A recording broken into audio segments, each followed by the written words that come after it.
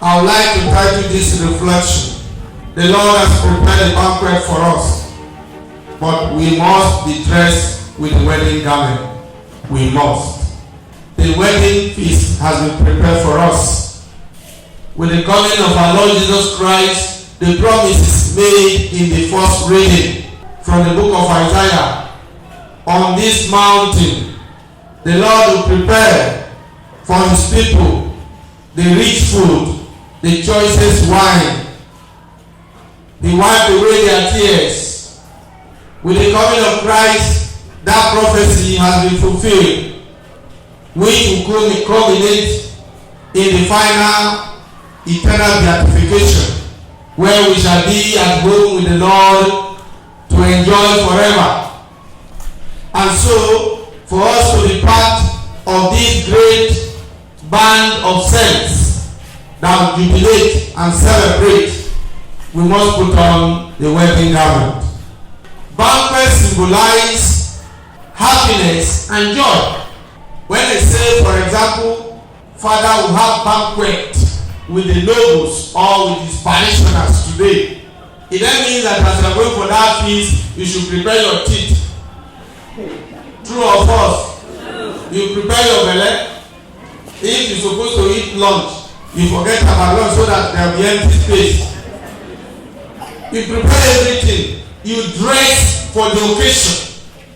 Because you know, banquet connotes feast and celebration mood. It then means that as you are going, it is not an invitation to funeral. In our liturgical celebrations today, our God has invited us to his holy mountain, that we may share with the elect, the chosen one, the banquet of rich food and choice wine. He has come to wipe away our tears. This invitation is free to everybody on the surface of the earth. But it is not cheap. The invitation is free.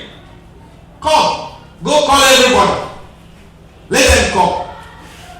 But you have to be dressed for the wedding feast. You and I must secure a lasting place for ourselves in this wedding feast. You have to struggle it out.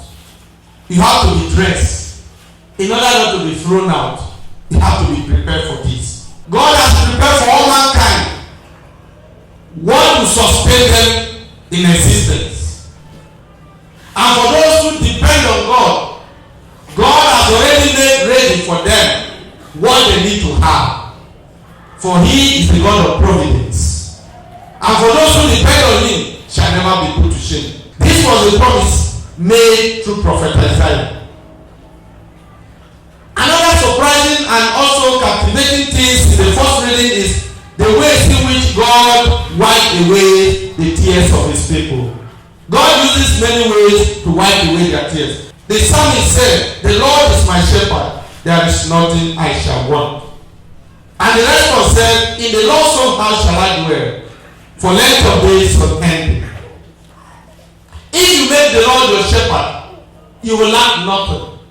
For everything will be packaged in a manner that will surprise you. All we need to do is to believe in him and to trust him.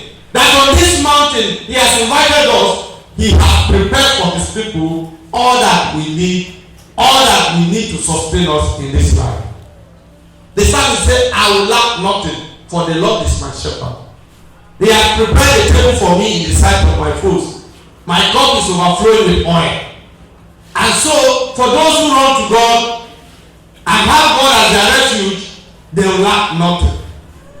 Suppose I know how to be rich and I know how to be poor. I use my hands and I know when I'm poor or when I'm rich, I know how to contend with those things.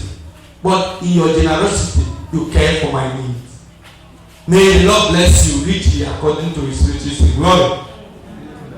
That is what the prayers of St. Paul. And so whenever you give to the man of God or to whoever ministers to you, there is a reward attached to it.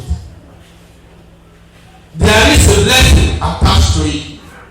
Because all this is the plan of God to sustain his people. God all of us, we are here. But how many of us are prepared for this celebration? Look at the response given by the other people. I have just married a wife. I don't have time. I am going for my business. I don't have time. I am going to my farm. I don't have time. Please excuse me. Please excuse me. We all have excuses to give if we don't want to be part of this great band. As we are sitting down here, we have lions among us. Yes. We have goats. We have sheep. We have all kinds of animals. We represent different kinds of animals. And we are together. Bad o, good o, we are together. On the day of judgment, we shall know the truth. When the master comes in to inspect the wedding guests, then we shall know those who put on the wedding garment and those who refuse. It is not a question of I am in a church, I am a member of this or that. It is a question of your faith, which is the wedding garment. The wedding garment God is talking about is our faith. Because it is only through faith that we will see God. It is only through faith that we will be part of this celebration. It is only through faith that we will be counted among the chosen ones. A man without wedding garment was thrown out. This is to make us understand that redemption is free, but salvation is not free. We must work out our salvation. You must struggle for your place among the elect. God has opened the doors of salvation, the doors of redemption to everybody. But for you to make it there, we were not told that those who put on the wedding garment was provided for them. No. They got it themselves because they knew that one of the conditions to be admitted into the wedding feast is to get your own wedding garment according to their own tradition. That time. So going into the wedding feast without putting on the wedding garment, you already automatically not qualified to be there. But the man did provide the wedding garment for them. They put it on themselves. And that is where we must look into. They got the wedding garment themselves. We were not told that the man provided the wedding garment when they entered. No. And he told the man, how did you get in here? You know that you cannot attend wedding feast without the wedding garment. And so it is not enough to be inside of the church. It is not enough to make up the numerical strength of the church by registering here and there. It is only going to save you and save me if truly we believe in God. Another aspect of today's banquet is that of the Holy Eucharist. When we talk of the banquet God has prepared for his people, here you are coming to take part in Christ himself, who is the banquet of life. Christ himself is the banquet. And that is why in the Holy Eucharist we commune together. And the condition to be part of this banquet is your faith. Because through your faith you are admitted into different sacraments.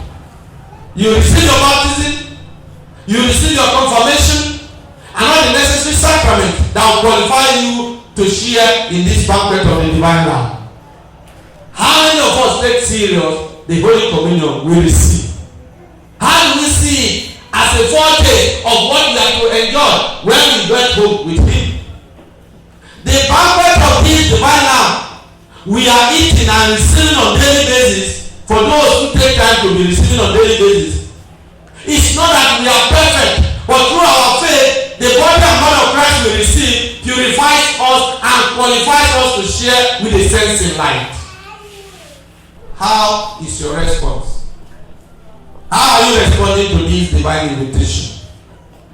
To sum up this reflection, dear friends, God is inviting you and I to the wedding feast of his Son. Do not waste much time. Do not take the invitation of God for granted, as many of us are doing today. When they say go and participate, go to church. Some of us will come to church on Sundays and the next Sunday.